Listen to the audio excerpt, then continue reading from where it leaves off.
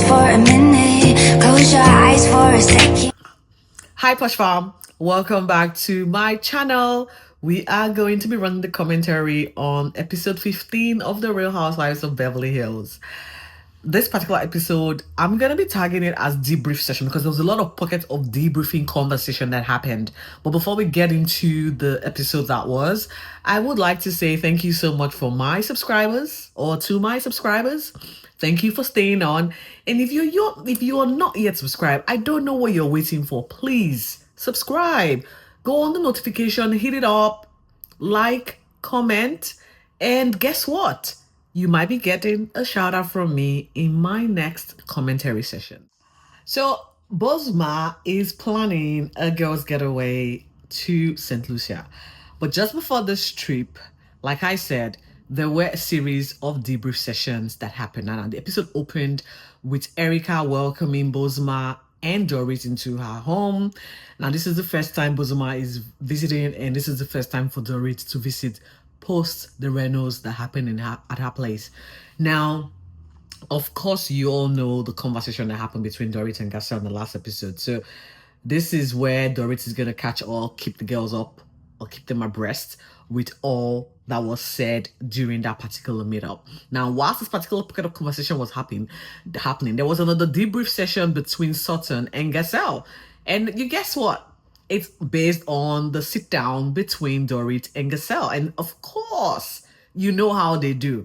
Now, it is clear as day that the divide is now so widened, and it's now so hard for the new housewives or the friends of the wives to actually navigate the dynamics. And you would see this as we progress during the St. Lucia vacation, echoed by Jennifer Tilly. She actually said she just feels the group is very cliquey. We're going to get to that particular conversation, but first things first, Dorit had to give Erica and Bosma the lowdown of the conversations. And very quickly, Erica took to her own defense, chiming in about the situation that happened, I think, 4 seasons back now, where Erica, Garcelle, and Sutton held Erica to account because none of the other housewives were willing to ask the hard questions, except for Sutton and Garcelle. Now, we all knew what was on the press with regards to her marriage, the fraud situation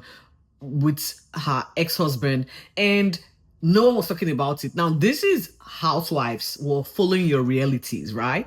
Now, if we know all of these facts, there is the speculations, and your girlfriends aren't able to ask you the hard truths without you feeling hard done by, then there's something wrong with the group dynamics, right? Erica felt for the fact that they called her out for her mixing alcohol and prescription medication, it was out of line for Garcelle and Sutton to do. And so, hell hath no fury. Dorit has every right to call Sutton out for her drinking. Now, like I said, these women, they drink a lot. Allegedly all of them do drink a lot. So for one to be calling the other black, it's like, give me a break. You do the same thing that I do. So they all should navigate their drinking mess and move forward. Now, this is where Bosoma said, oh, okay, I'm the one hosting the St. Lucia trip. And again, we're going to stick to the clique group and we are going to be sharing the villa. So Bosoma had already picked Erica, Dorit, and herself to be in one villa, leaving the rest of the other girls to sort out their own villa. And I think from memory, she had already decided who was going to be with who. So again, whilst we are trying to foster harmony between the group, it's not happening because Bosma, who is a new entrant, she'll try, bridge the fence, but she's at sticking side and sitting where she's at and comfortable with where she's at. So she gave Kaale and Katie a room to themselves, whilst Sutton, Jennifer, and Garcelle had the other villa to themselves. So again, I don't know how they're going to walk through the chaos or the lack of unity that is this dynamics. I don't know. It's going to last. It better not, because it's going to turn me off as a viewer. That is for sure. Now, whilst this particular conversation was happening, Garcelle was also telling Sutton about some of the things that were said, because not everything that were said was highlighted in this particular sit down between her and Sutton. She did state that she felt that Sultan was afraid of Kaale. Now, I would say this. Um, Sultan wanted to be friends with Kati and Kaale. Okay. Now you could understand, given the comment she made with regards to pocket or wallet size to Dorit, it tells you she only wants to be where the money resides. Okay. That is how she rolls. That's her game. And guys, we don't have to say no, it's your thing. That's what you do. You know, good on you for trying to stick with money, because that's how you show you're important.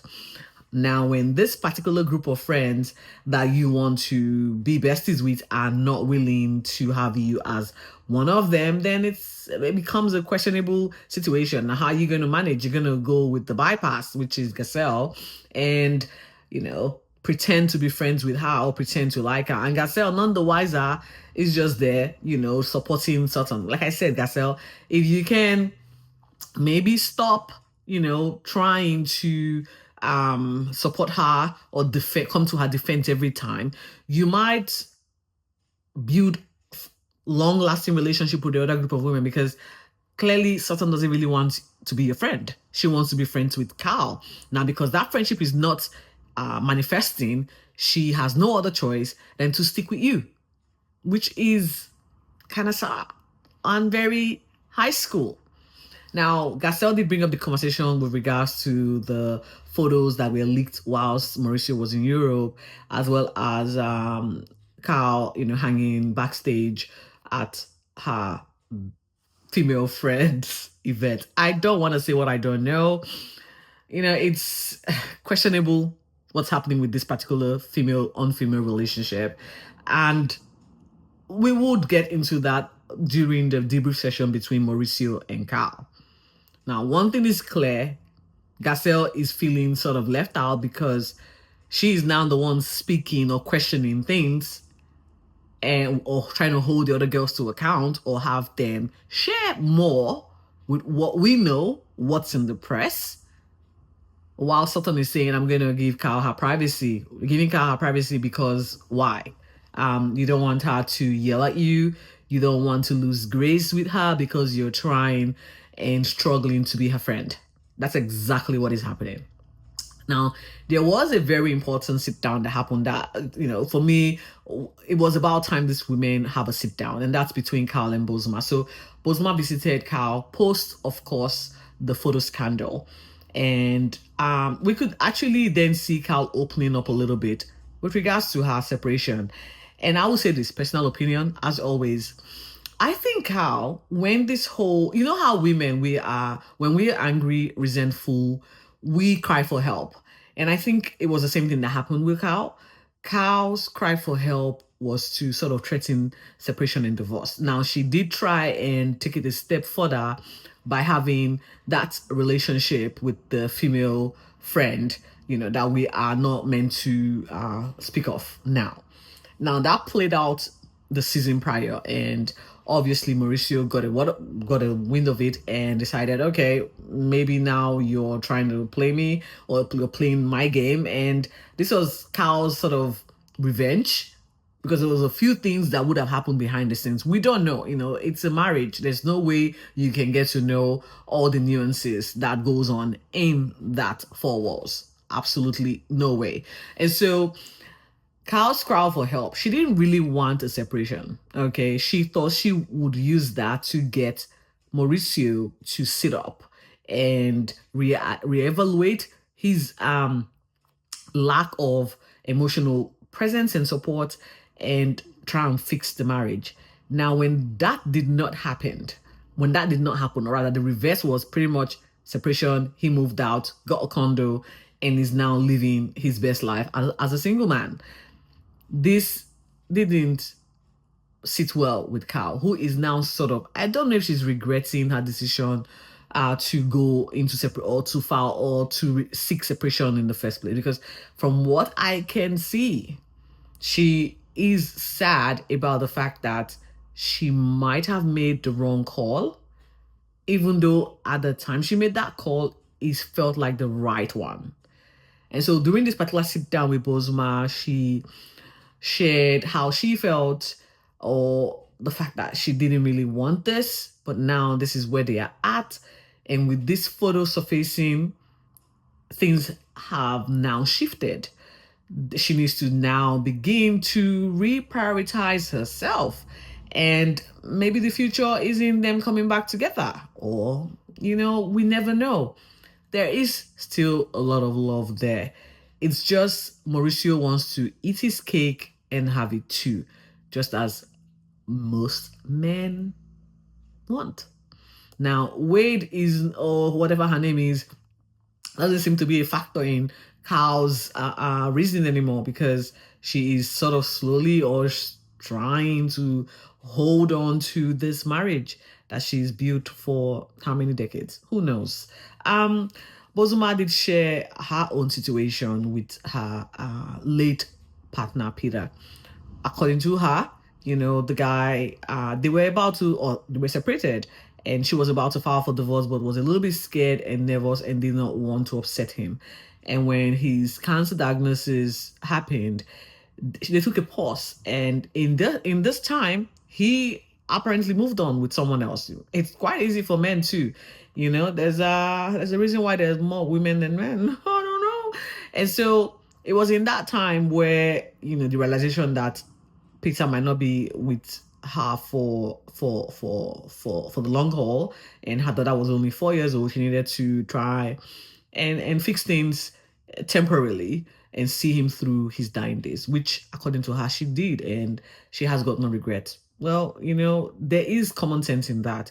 Women, we have a lot of empathy in us. We have a lot of sympathy with us. Well, we have a lot of grace and forgiveness. I hope that whatever Kaale and Mauricio have going on, they can work their way through, because this then led to a sit down between Mauricio and Kaale. This is post the photo review or photo leak. Now, Mauricio came over. It's quite funny because he seemed very nervous, going all over the place and not exactly looking at Kaale's eyes, or he tried to, and then he would reject. So I don't know what's happening. At one point, I was going to say this particular expression was for storyline, but at this point, it is looking like something may not be right. He is apologizing for the photo, not apologizing for the fact that he was caught with his pants down. Okay, and Kaale broke down. She broke down and was crying, and it ended with them hugging each other. And I don't know if this is how most people who separate act. Then there is hope that a lot of marriages will be restored, because going by these two, it doesn't look like there's divorce in their future. It seemed like they are taking a temporary pause. We don't know how many years this is going to go for. Maybe like the Jada and Will Smith BS, and they will find their way back together. Sometimes variety is the spice of life, and having that opening or having that opportunity to explore does make the heart grow fonder. I don't know, but that's exactly what these two are displaying. Mauricio is apologetic for the photo leak, not for the fact that he was caught with a woman. And I don't know why Kaale is crying, and they are not exactly addressing the issue. It appears Mauricio would expect Kaale to understand that this is exactly what they talked about privately off camera. And so her reaction is a little bit, unwarranted. This is the facial expression I was getting. I don't know. Now we move from this particular debrief session to Dorit and PK. Now, since they've separated, this is the second or third time they're meeting on camera, and this particular conversation again went left. Not exactly left chaotic, but it was just more left that there was no resolution. So they sat down, and Dorit wanted to know, while he had the legal requests going, and according to PK, they cannot see eye to eye. Dorit is a bit controlling in that regard, and he wants out because he doesn't want to be controlled. And the fact that he was trying to get an apartment and Dorit wanted to have a say on where he lives, rubbed him the wrong way. Hence the reason he advised her to seek legal counsel whilst he was trying to navigate well, who was paying what bills and who was responsible for what. Now, again, I do not know what the goal is between these two. They are separated. Yes, they are not sure where they are at. When it comes to divorce, they are not answering that part of the question because they did ask, are we heading for divorce? And PK is more to the point where I have no idea where we are at. I don't know if we're going to end up in divorce. We just need to build our friendship back and build more respectful communication. Do I agree with this? Yes. And I think in some way, shape, or form, these two have lost the essence of why they were together in the first place. And hopefully, like I'm always hopeful when marriages, even though it's riddled with problems, they are able to work around it, seek counseling, seek help, go their separate ways and then come back together to realign and say, for the better, for worse, we're gonna do this. We're gonna do this. It's never easy. You're talking about two strangers who have now agreed to be committed to each other, two strangers with two different distinct personality traits, with we're all selfish, humans are selfish, and so it's hard to want to compromise. It's hard to want to support and not feel malaligned.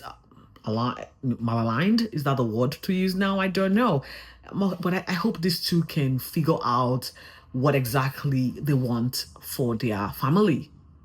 The final debrief session was between Bozoma, her daughter, meeting Kinley, her boyfriend, for the first time. And this is just before the ladies went off to St. Lucia. This was quite a very interesting sit down because this is the first time, according to Bozoma, that the daughter will be meeting Kinley, like face to face with a conversation with no one around them to interrupt or cause a distraction, because the first meeting was in Ghana where there were a lot of group of people there, so there was an opportunity for them to have this one-on-one conversation. And very quickly over lunch, Bozma's daughter, they always say apple doesn't fall far from the tree. That is Bozma's daughter. This chick came in ready with all the questions she wanted to know if Kinley was willing to move to Los Angeles instead of them moving to wherever Kinley lived, Chicago or somewhere in America, okay? And Kinley was happy to, be the one to do the leap whilst maintaining his abode over where he will be moving from. And I think the next question was about what he thought about having kids and how many kids they're willing to have. It was a very beautiful, innocent, yet important question that this girl asked. And I was like so proud of Bozoma for raising such an eloquent, intelligent, articulate, confident girl. I mean, if that is what she is at this age, imagine what she's going to be when she is, a teen or, an adult. Like, it was just breathtaking and refreshing to just see this blended family try to navigate what it will be like for their future. I'm happy. Now I hope that Kinley is the one for Bozoma. Bozoma seemed, very satisfied in this relationship. She seemed very content with Kinley. And yeah, for all intent and purpose, this is a very interesting addition to the Real Housewives of Beverly Hills. She has got a lot going on and she is not shy to share this with us. Now, post this particular final debrief, the ladies were off to St. Lucia where, they all had their separate villas. Like I said, Bozoma, Erica, and Dorit had the villa to themselves, leaving Sutton, Garcelle, and Jennifer to their own device. And this is where they all sat down to discuss the dynamics of the group, with Jennifer re-echoing the sentiment that she is finding it hard to navigate the dynamics, the group dynamic, because she's noticed that everyone has got a clique and she's uncomfortable with trying to, make friends with cliqued that's been already formed and is sending her back to the high school days where she tried to, join the popular girls group and was never welcomed, and she's feeling that way. And you know what, for a woman her age to feel this vulnerable and insecure about her group of friends, it's telling the toxicity that exists between this particular group of women. And no amount of money can buy class or buy behave, should I say, optimal behavior. No. And this is exactly what is happening. You could then also see that Sutton is trying to draw all the strength to preserve her friendship with Kaale, which is sort of now non-existent because Kaale is now mending fences with Dorit, and so that particular relationship has given no room for Sutton to befriend Kaale anymore, because there's no more time for Sutton, and Sutton is now kind of upset by it. You could see she's not happy, and that I don't know where that leaves Gazelle, because she's the one trying to encourage her, so to say. But you know what? The St. Lucia trip has just kickstarted. It appears there'll be a lot of drama to unpack in the next episode. I can't wait to share that with you. We saw some highlights again. Sutton and the rest of the girls, the rich especially, will be coming face to face. So, what do you think about this dynamic? Because it is not good for us, the viewers, trying to piece together the cliques, the backbiting amongst the clique, when they should be all in sync and giving us, good storylines, a bit of banter, a bit of shade, which is healthy in this particular group. But now it just seemed the pocket of friendship is just not, it's not cohesive. It's not it's not it. It's not a vibe. Now come on in the comment section and air your opinion, and who knows, you might get a shout out from me in my next episode. With that said, you are deserving. Stay safe and be focused. Bye.